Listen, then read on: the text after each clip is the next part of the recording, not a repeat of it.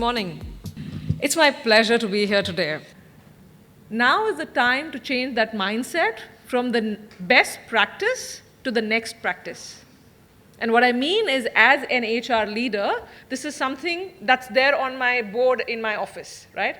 Best practices are great. You learn across industries, you put in to the best use. But can you consciously start thinking, what does it take to define the next practice for that industry? And that is the journey that a great place to work helps you get there. Simon Sinek's popular words, fundamental guidelines for us. People don't buy what you do, they buy why you do. And I cannot emphasize this more. I cannot emphasize this more.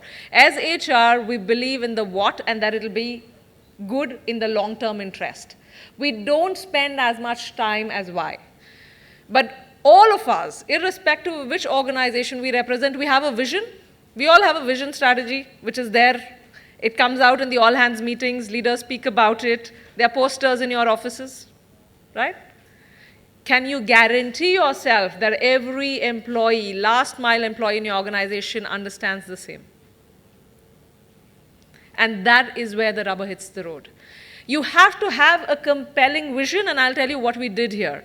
So it's not just about the larger picture of your brand. It's how that touches the life of every employee. And this is something that we put ourselves. So when we decided to participate, this is a journey about 4 years ago, we set a goal saying that we want to be the most innovative place in the SAP ecosystem. Very, very simple. We have a 47-year-old history. We were made by 5 German engineers. It's very difficult to beat German engineering. But we said that. We wanted to do that for India. And everything that we did for the next 4 to 5 years, in every policy, every benefit, was around how to become most innovative. And it fundamentally changed a lot of our priorities. We also stopped doing a lot of things that we were otherwise very popular with our employees. Right? It made us reimagine. And what it made us reimagine was the best-in-class experiences need to be defined from 2 perspectives. One is, of course, the policy, the people practices, but how this employee experience is being consumed. I'll give you an example. Can you hear me? Yeah. I'll give you an example. How many of us have service awards in our organization? Okay. I'm sure there are a lot of bigger brands here who have a lot more employees. I have 13,000 employees of SAP in the country. I'm sure there are companies with a lot more employees. What happens when the people in your long service awards cross a number of 500 and 1,000? Can you do events with them? Can you do meaningful engagement with them, right? Practices will tell you that you have to standardize, you have to make it scalable, only then will it be sustainable. And we've all taken those decisions where we've made some things efficient, but we've lost the human touch. And I will tell you, we went through the same journey. We got up and said, when we were looking at best practices, how should we be doing this differently to keep the human element where it needs to belong, but bring in technology to help us where it can get efficient. Small example, so our service awards are called Bandhan. Because our size is big, we have to split it over 2 different days. We call the family in, we acknowledge, we do the felicitation, there's a celebrity who comes and performs, the whole gung-ho feeling about it. We used to do it at a 5-star hotel. We started doing it at our campus because we built a very big campus. So we do it from the last 2 years there. Something very, very small. Sending a car to the family for the family to come to office. It's not a very big thing, but it leaves a very different impression. So there are a lot of, for something like that, imagine for a parent what that feels. There's an office car with a driver that comes home to pick you up. It's not a big deal. And in the cost, you can manage this. Trust me, you can manage it. So we started talking about wow experiences, the ones that mattered. For somebody who spent 10 years with a brand, would you not do that? Yes, but we understand the administrative nightmare of trying to send 1,000 cars off, right? But it's worth the pain because it leaves an impression that you cannot cover with technology. We still give everybody a number of days to take off when you finish 5 years, 10 years, 15 years, to take a break with the family. We also give you financial, the money around it so that you can take a vacation. Those are secondary. The wow experience takes the center stage. So my 2 cents here is whatever policy benefit that you're deciding, Think about it from the employee's experience point of view. Think about it how that person is going to consume, right? And to be able to do that, there are two things that you need to do. One is co-create. And I don't mean getting functional teams in HR to do it. We've all done that, right? We get cross-functional teams in HR to solve problems. Great idea. We learned one thing. You have to get your employees to come and do stuff. And they have to do it themselves. It's not because of a push or an MD or a CEO who comes and gives a passionate speech and then says, you have to do it. We have 400 employees who put their hand up to be change makers for us. And they drive 18 projects. Not all of them were successful. Some of them were really bad. They didn't see an outcome. But they put their hand up to make this organization a better place. And then, it's not just giving ideas. I'm sure, again, a lot of you have idea collection tools. You ask people ideas, they put it in it. We said, you can give idea, great. But you will take that idea, it's your baby now. You will design a program. You will work with all stakeholders around that. We will support you as leaders. We'll stand behind you for budget, whatever it is. But you will deliver the outcome. So I'll give you a small example.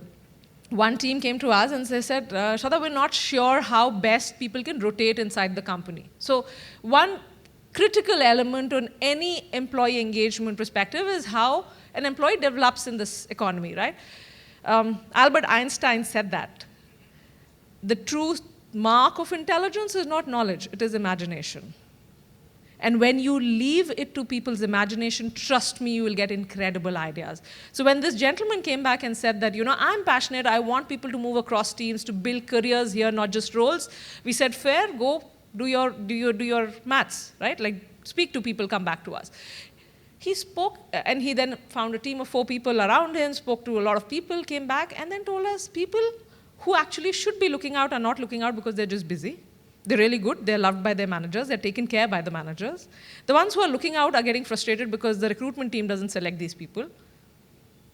These were hard truths to hear, right? And we know how the system works. So we said, okay, how can I make the system fair for you? And then in terms of technology as well and our processes, we changed things day by day. We changed our internal transfer policy. We brought in better transparency. We brought in all postings are put up there. Everybody gets a fair chance. There is a process in which if you think you're not being recognized as a fair chance, you have a grievance redressal mechanism. So we started this whole exercise. But if we were just HR people in the room, we probably would have said, it's a part and parcel of life.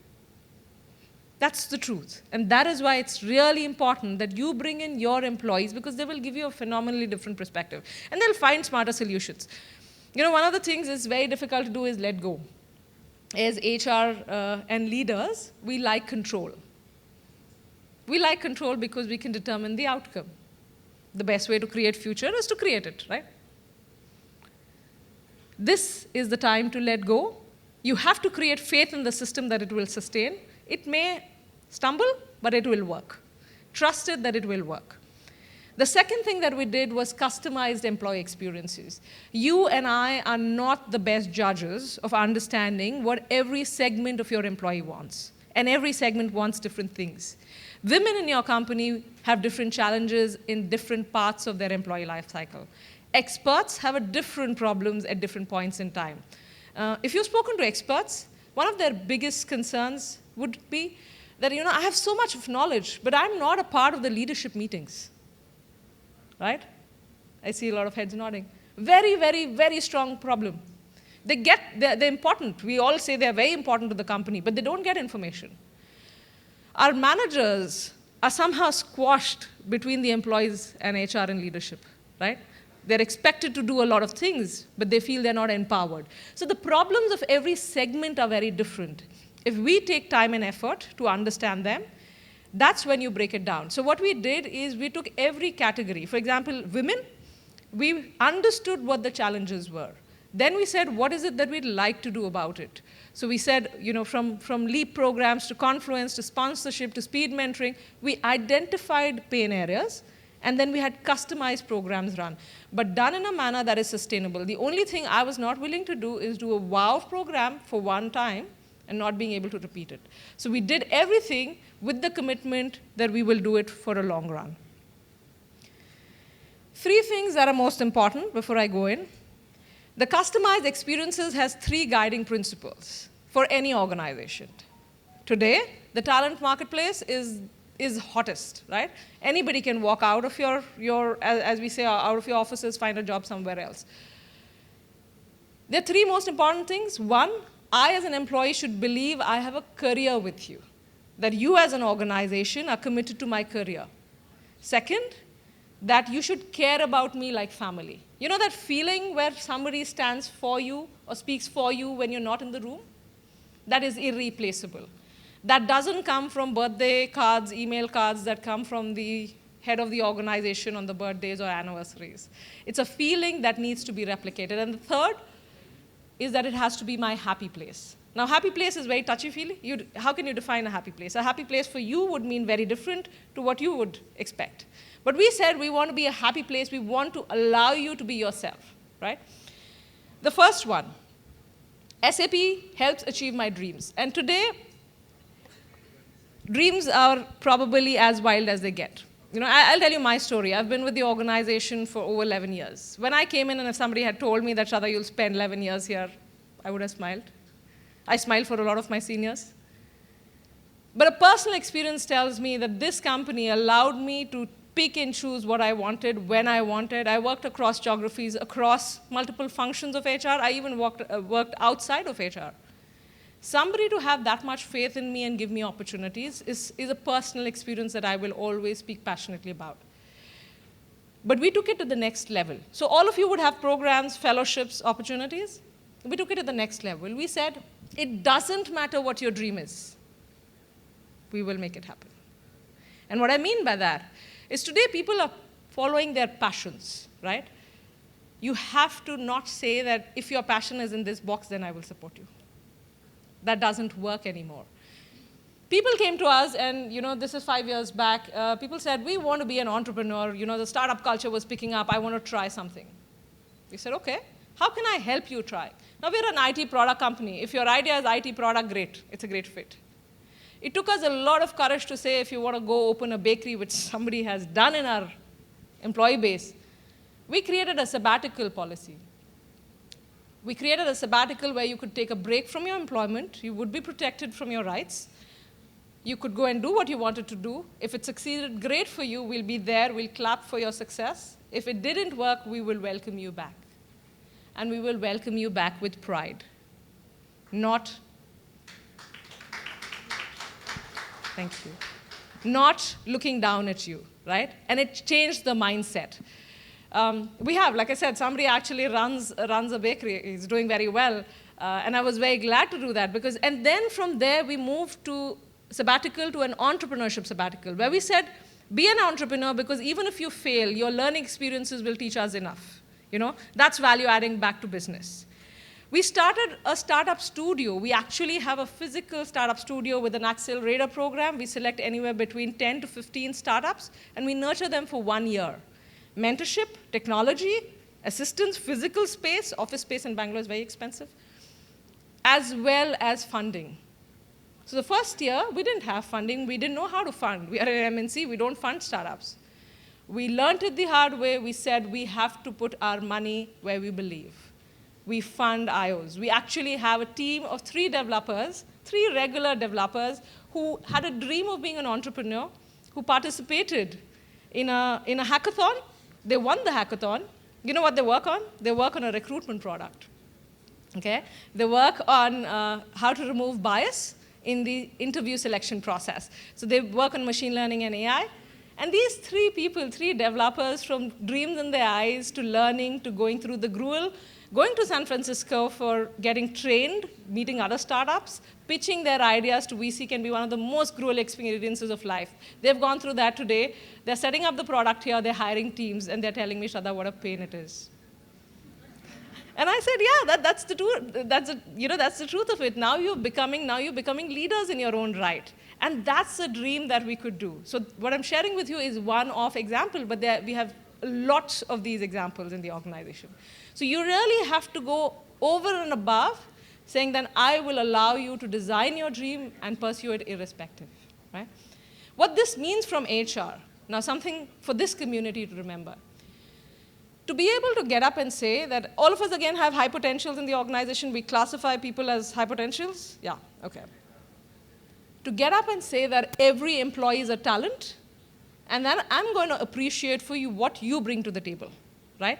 This is a philosophy change we did. And we did a lot of other things in the background to be able to help you here. We moved away from performance ratings about 4 years ago. It was not an easy decision. For people, anybody who's tried it, how many organizations without a performance rating today? OK, a few courageous hands go up. It is a very nerve-wracking experience first year, I can tell you, right? Because this is the first time you're not giving your managers any guidance on how to do comp planning. Now, if they mess up comp planning, people will walk out of your organization. So the price to pay is very high. We have SAP Talk, where we moved away from an annual performance conversation to something which is future-looking. You still connect with the employee once a quarter minimum. You talk about goals, you talk about development, but you also talk about working conditions. We wouldn't have done this if we didn't have technology behind. And that's truly where, imagine something that you're having a conversation on the go. If it's available on the mobile and so easy to use that you can consume it either way, and the ownership is not with the employee or the manager, it's with both, right? Again, fundamental shift of mindset of how HR practices are run. We typically believe your manager is responsible for your development. Or at best, employee is responsible for their development, right? It's an easy bet to place on either sides, but it doesn't work because both can fail. You need to create a system where there is single owner, but there's a larger support system. And that's what we did with Techno School or our LMS. So one, again, a learning that we learned. How many of you have made roadmaps, learning roadmaps for your teams and your people? All the L&D guys are getting excited. How often did that work? I'll tell you, I did it for a few years. It doesn't always work the way you want it to work, right? Because you believe you're doing it for the right reasons. We struggled. We made product roadmaps, architectural roadmaps, for every profile. Great. Then we said they're not smart looking. So we got an agency to make it look cooler. But the consumption was never higher. It was never what we wanted it to be. And then we did something which actually we didn't do. I will not take credit for it. We asked an early talent to look at it. He said they're the most boring programs in the world. Okay, okay. This is what happens when you open doors for feedback. People will tell you on your face. So we said, okay, what can we do? He said, okay, let me figure out. I'm free this weekend. My girlfriend's not coming this weekend, so I'm free. I will spend time and I'll go through all the programs. So he took one profile and we went through the programs. He came back. He didn't come back on Monday. We were just surprised, but we didn't ask. He came back on Tuesday and he said, these were the 3 programs that are good, and I will recommend them.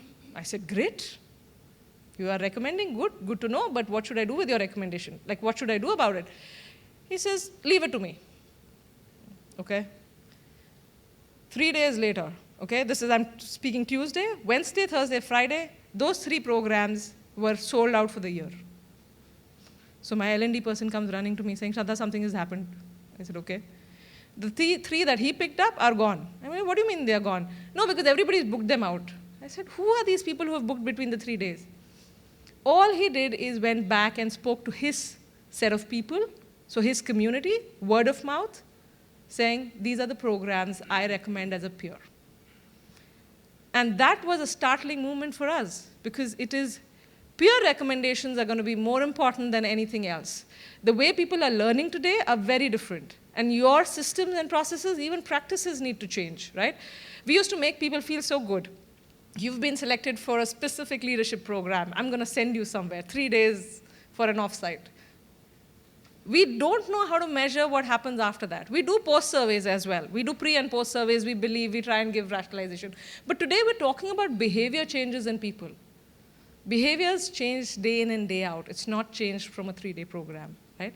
So we really had to imagine, if we had to make dreams come true, we had to change a lot of our HR processes. Our Techno School actually runs, programs, machine learning, artificial intelligence. They're run by the people for the people. HR just helps, like not even room booking. Like we don't do anything. We just show up to encourage people in the opening note. But if you empower people, they will help you drive change in your organization. The second one, SAP cares for me as my family. I'll talk about the first one. Care for Life is something which is very dear to me personally. It's a voluntary contribution program. It's a trust fund that is run based on the contributions of our employees, where we use this money in unfortunate circumstances, right? Now, we of course have insurance. We have life insurance, we have accident insurance, and so on and so forth. And there are times when there is a loss in the organization. I'll tell you, last year we had a 24-year-old gentleman, single child, only son, of parents who were a farmer in Tamil Nadu.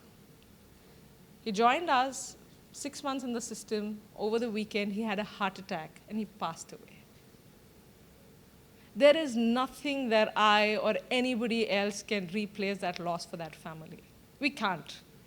And trust us, it was a huge shock for us. He was a very, very good guy. I actually remember sitting in his interview because his English wasn't good. He comes from vernacular languages. The technical team said he's really good, but the management team wasn't sure. We've seen cases like that. We said we'll give it a shot because he had fire in his belly. He wanted to do things, and he genuinely learned. Unfortunate circumstance. The thing that we do out of the Care for Life Fund is for the rest of their parents' life. Every month, we pay them $65,000. It's just something to take care of the need, right? Because financial liability in this country is very, very prominent. We may decide not to speak standing in a 5-star, but that's very important. We also did another one, where if you are an employee and you pass away, and you have children in school, we will take care of children's education till they pass out. Because we don't want an unfortunate circumstance in your life to impact the quality of life your child will have, right? These are calls that we have taken. Does it mean that it takes a lot of effort on the HR side to run this? Yes. This is a completely different trust that has to be run and governed. It's a humongous process. But there is nothing worth doing this more when you see situations like this. You go out of their way and create, right? I'll give you another example. Parents are, we're talking about equal parenting so prominently today. Zomato just came out with the maternity leave equivalent for paternity, right? That's a cool statement to make, and a great start. We asked ourselves, we also had a paternity leave. I think quite a few of you would have it. We had a couple of weeks typically taken at the time of the birth of the child, right? Fine, people took it. We didn't track it. We said it's there for you. Use it when you require. Then somebody came back to us and said, it's not necessarily the most suitable leave. The mother's anyway at home. Having the father, when everything is so chaotic, the baby is just born, which is a chaos because of the house and things getting set up, it doesn't help. So typically the men will come back to office in 1 week because they're being thrown out of their houses. The men here are also smiling.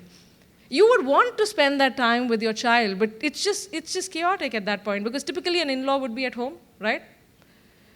So now what we did is we give 4 weeks of leave. You can take it till the first year of the child.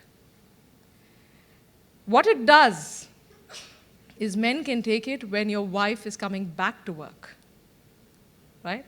So you have a choice to break it into 1 week schedules, and you can take it throughout.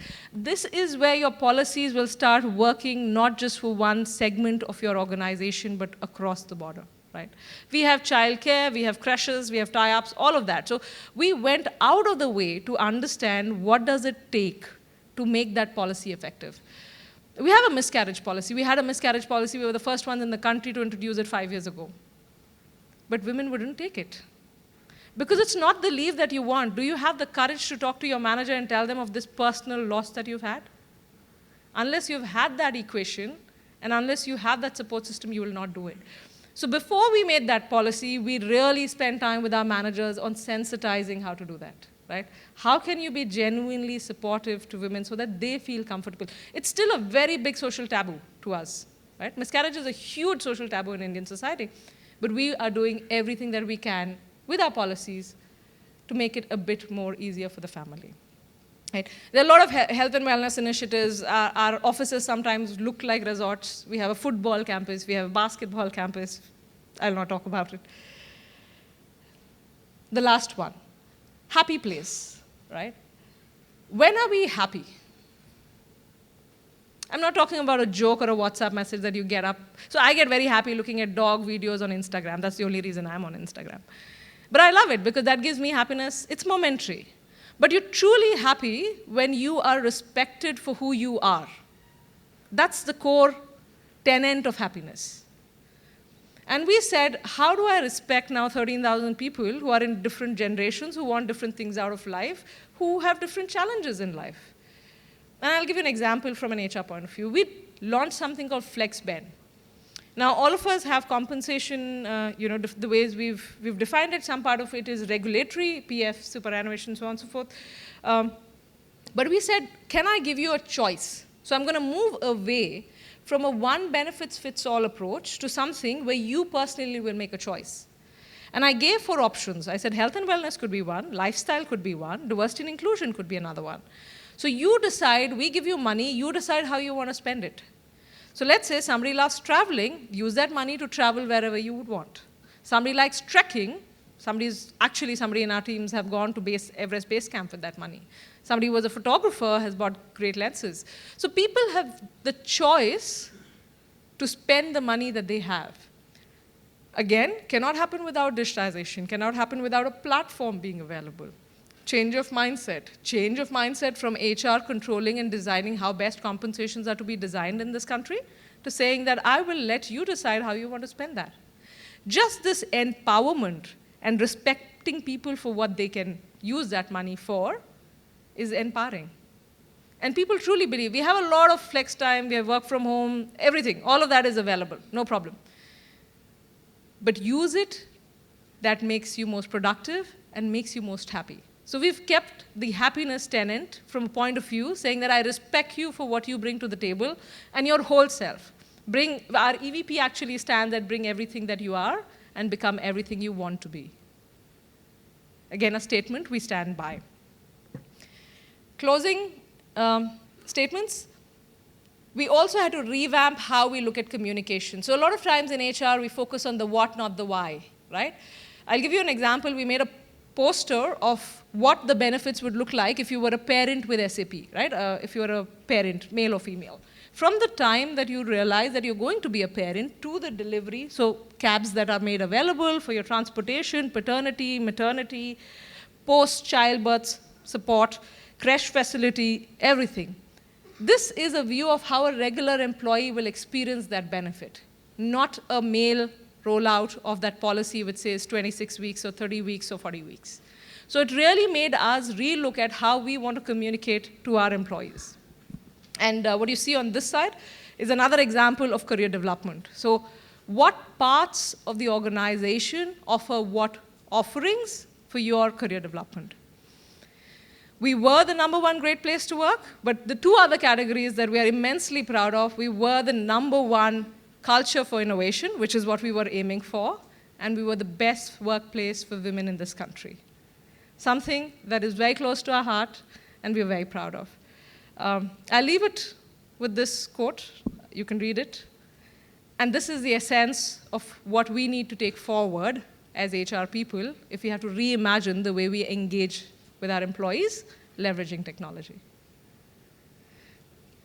Thank you.